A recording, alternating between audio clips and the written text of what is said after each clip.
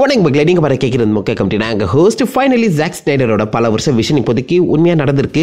Rebel moon the child of fire வந்து release ஆகிருக்கு. So இந்த படத்தை அவர் கிட்டத்தட்ட இந்த டிசிக்குள்ள வரதுக்கு முன்னாடி ஒரு 10-20 வருஷத்துக்கு முன்னாடியே லூகாஸ் ஃபிலிம் அந்த ஸ்டார் வார்ஸ் எடுத்தவங்க கிட்ட வந்து பார்த்தீங்கன்னா பிச் பண்ணியிருக்காரு. இது கிட்டத்தட்ட ஒரு dark and gritty version of Star Wars ஸ்டோரியா தான் வந்து பார்த்தீங்கன்னா சொல்லியிருக்காரு. அந்த சமயத்தில் இது செட் ஆகுதுப்பா அப்படின்னு சொல்லி பார்த்தீங்கன்னா இந்த ஜாக் ஸ்னைடரை ஒதுக்கியிருக்காங்க. அந்த கதையை இப்போதைக்கு அவர் நெட்ஃபிளிக்ஸ் கீழே ஒரு மிகப்பெரிய பிரான்ச்சைஸா வந்து பார்த்தீங்கன்னா பில்ட் பண்ண பார்க்குறாரு. அந்த பிரான்ச்சைஸோட ஃபர்ஸ்ட் படம் தான் இந்த ரெபல் மூன். இதை தொடர்ந்து இன்னும் 2-3 பார்ட்ஸ் வரதான் சொல்லியிருக்காங்க. அதை ஃபாலோ பண்ணி ஒரு தனி சீரீஸே வரப்போதான். இதை தொடர்ந்து கேமுமே வரப்போகுது. அதுக்கான அனௌன்ஸ்மெண்ட்டுமே நடந்திருக்கு.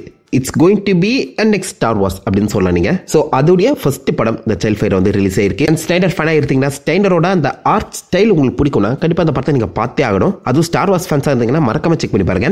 ஸ்னைடருக்குனே ஒரு தனி சிக்னேச்சர் இருக்குங்க. எல்லாத்தையுமே இந்த படத்தில் கொட்டியிருக்காரு. அண்ட் டெக்னிக்கலா சம் சவுண்டான ஒரு படம். ஸோ ஸ்னைடர் ஃபேன்ஸ் யாராவது இருந்தீங்கன்னா மிஸ் பண்ணக்கூடாத ஒரு படம். மறக்காம செக் பண்ணி தாசி கேட்க பண்ணுங்க.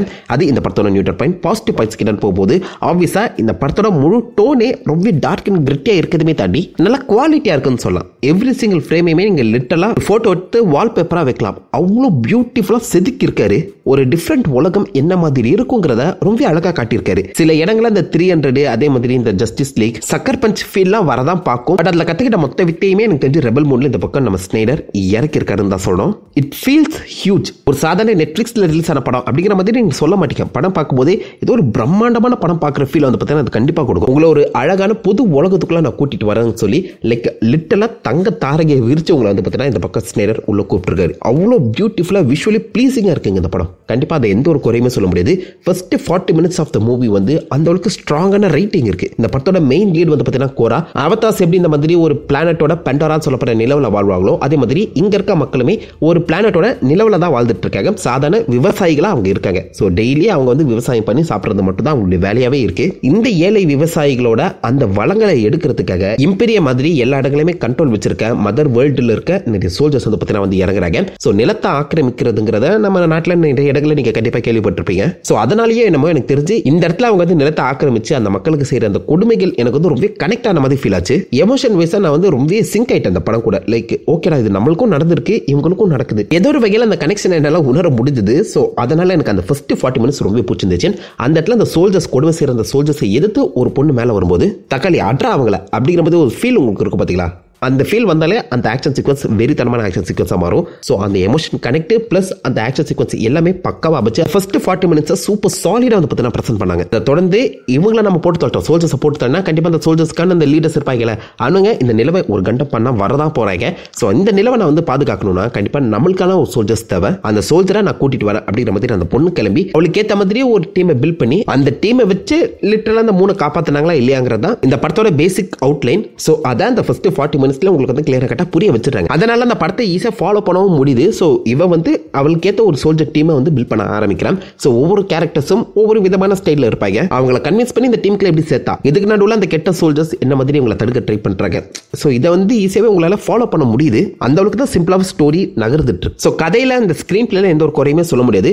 ஈஸியா உங்களுக்கு புரிஞ்சிடும். சிம்பிளான கதையை வச்சு இந்த உலகத்துக்குள்ள உங்களை கூட்டு வந்துட்டாங்க. இதுக்கப்புறம் என்ன நடக்க போகுதுன்னு தெரியல. பட் அந்த கதை கன்ஃபியூஷனுங்கிறது பெருசா உங்களுக்கு இருக்காதுன்னு நினைக்கிறேன். ஸோ இந்த மாதிரி ஒரு டீம் பில்ட் பண்ணும்போது ஆப்வியஸா ஏகப்பட்ட கேரக்டர்ஸ் இருப்பாங்க.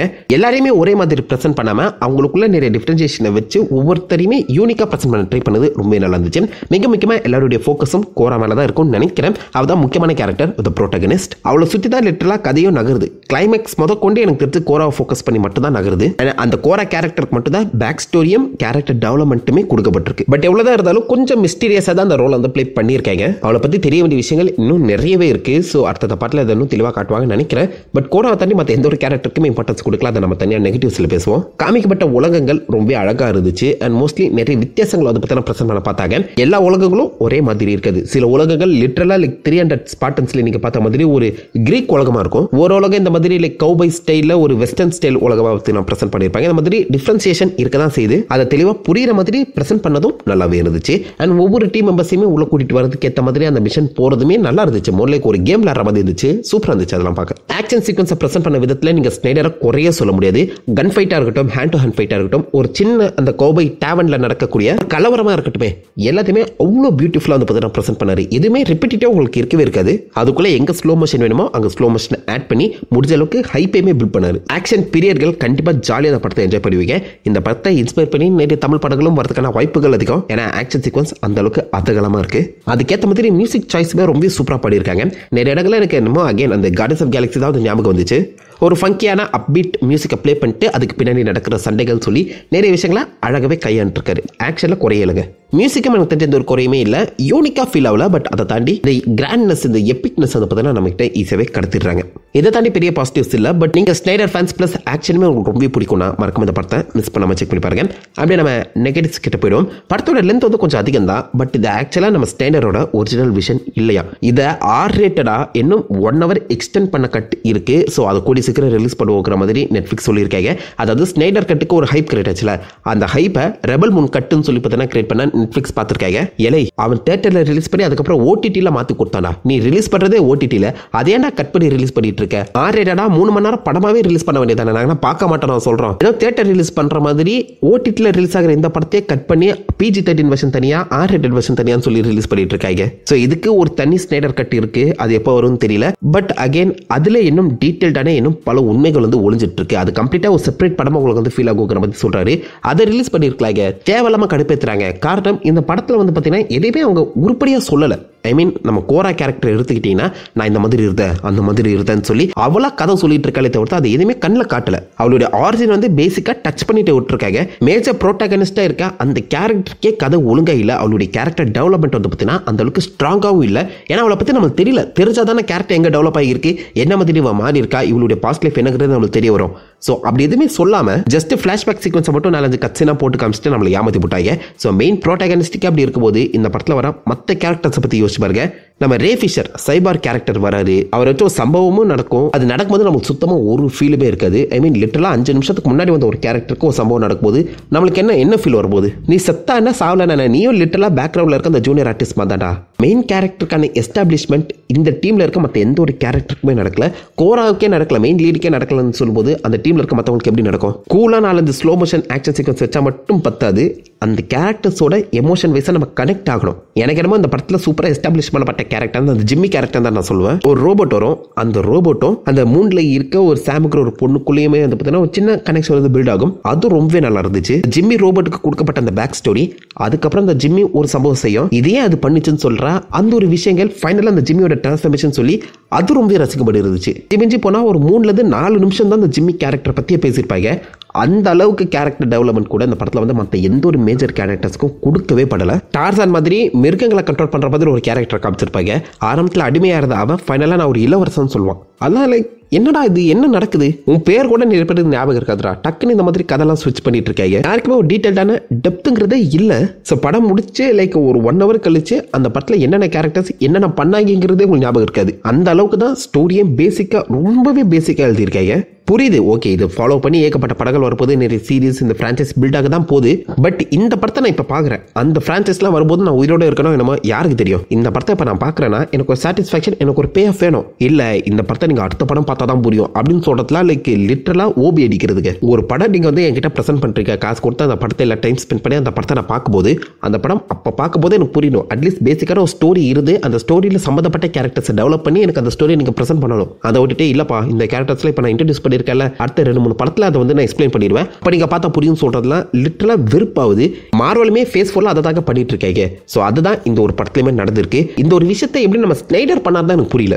ஜஸ்டிஸ் லீக் ஸ்னைடர் கட்டு அந்த வாட்ச்மேன்ல எடுத்து பார்க்கும்போது அத்தனை கேரக்டர்ஸை அவ்வளோ அழகாக ஹேண்டில் பண்ணி பாருங்க. இந்த படத்தையுமே லைக் அவ்வளோ லென்த்தை எடுத்து இவ்வளோ கேரக்டர்ஸை சூப்பராக ஹேண்டில் பண்ணிருக்க முடியும். அட்லீஸ்ட் அவங்களுடைய பேக் ஸ்டோரி இல்லைனா கூட அந்த டீம் ரிலேஷன்ஷிப்பையாச்சும் அவங்க அழகாக காமிச்சிருக்கலாம். எல்லாருமே ஒரே டீமை இப்போ ஃபார்ம் ஆகி ஒரே ஷிப்பில் தான் இருக்காங்க. அப்படி இருக்கும்போது அந்த டீம் ரிலேஷன்ஷிப் அந்த பாண்டிங் எப்படி பில்ட் ஆகுது அது கூட அவங்க வந்து லைக் காட்ட ட்ரையே பண்ணல. அதாவது லிட்டரலாக அந்த கோரா பொண்ணு ஒவ்வொரு இடத்துக்கு போய் நான் அந்த கெட்டவன் எடுத்து நிற்க போறேன், என் கூட சேர்ந்துக்கிறீங்களா அப்படின்னு சொல்லி கேட்க ஃபர்ஸ்ட் அவங்க இல்லை முடியாது அப்படின்னு சொல்லிட்டு அதுக்கப்புறம் சரி ஓகே அப்படிங்கிற மாதிரி சேர்ந்துக்கிறாங்க. அவ்வளோதான் ரேட்டிங்கே இருக்குன்னா யோசிச்சு பாருங்களேன். கேங்கா இவங்க எல்லாருமே ஒன்னா சேர்ந்துருந்தாலும் டீமா இவங்க என்னதான் பண்ணாங்க, டீமா இவங்க இன்டராக்ட் பண்ற மாதிரி கூட ஒரு சீக்வன்ஸ் இல்லங்க. கேட்டா அது எல்லாமே டைரக்டா கட்ல இருக்குன்னு சொல்றாங்க. இதுக்கு பேசாம நீங்க அதே ரிலீஸ் பண்ணிருக்கலாமே, ஏன் இதை ரிலீஸ் பண்ணி இன்ஃபீரியரான ஒரு படத்தை முன்னாடி கொடுத்துட்டு அதுக்கப்புறம் ஒரு பெட்டர் படத்தை ரிலீஸ் பண்ணோம். இது ஓடிடில தானே வருது, தியேட்டர் ரிலீஸ் இருந்தாலாச்சும் பரவாயில்ல, நீங்க அங்க கட் பண்ணி இந்த மாதிரி படத்தை ஆடியன்ஸுக்கு பிரசன்ட் பண்ற மாதிரி கொடுத்து அதுல ஒரு கலெக்ஷன் எடுக்கலாம் நியாயம் இருக்கு. இது வரதே ஓடிடில. அப்படி இருக்கும்போது இன்ஃபீரியரான ஒரு படத்தை கொடுத்து அதுக்கப்புறம் டைரக்டா கட்டு சொல்லி ரிலீஸ் பண்ற தேவையே இருக்கக்கூடாது. எதுக்காக நெட்ஃபிளிக்ஸ் இப்படி பண்றாங்கன்னு தெரியல. பட்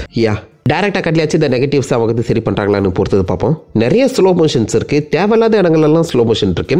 அதெல்லாம் கட் பண்ணாலே படம் கிட்டத்தட்ட ஒரு 10 நிமிஷம் கட் ஆகிருக்கும். பட் இந்த படம் பார்த்த வரைக்கும் ஒரு நல்ல விஷயம் என்னன்னு கேட்டீங்கன்னா, எனக்கு அந்த வேர்ல்டு பில்டிங் ரொம்ப பிடிச்சிருந்துச்சு. சில முக்கியமான ஆக்ஷன் சீக்வன்ஸ்க்கு பில்டான அந்த எமோஷன் ரொம்ப நல்லா இருந்துச்சு. ஃபர்ஸ்ட் 40 மினிட்ஸ் சூப்பர் சாலிடா இருந்துச்சு.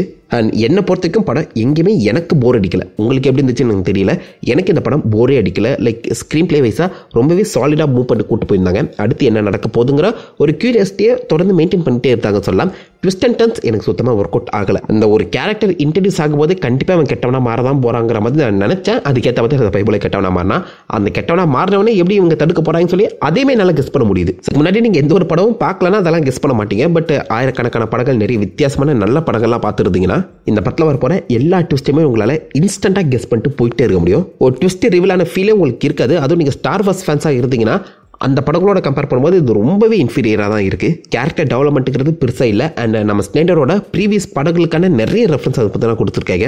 ரெஃபரன்ஸ் இன் மீன்ஸ் அந்த படத்தில் வர அதே சீக்வன்ஸாக கொஞ்சம் சைஃபையாக ப்ரெசென்ட் பண்ணியிருக்காங்க.